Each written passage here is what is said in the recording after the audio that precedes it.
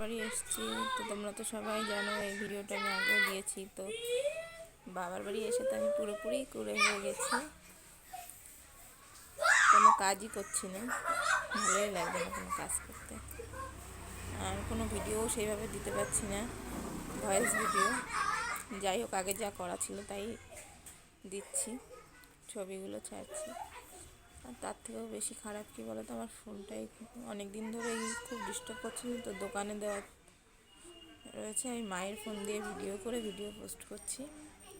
তো যাই হোক, তোমরা সবাই একটু ম্যানেজ করে নিও। আমি তো ম্যানেজ করছি। এদিকে কাজ না করলে ভালোও লাগছে না, আবার যে কাজে মন বসছে তাও না, কোনোটাই ভালো লাগছে না। শুধু মনে হচ্ছে বাবার বাড়ি আসলে একটু ঘুরেই বেড়াই। যাই হোক,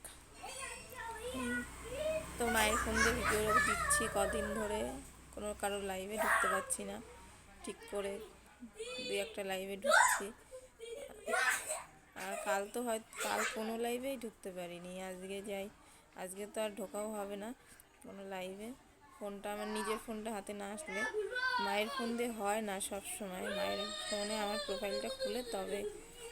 যাই হোক, আমি একটু পোস্টগুলো করছি টাইম মতো, এই তাছাড়া আর কিছুই না।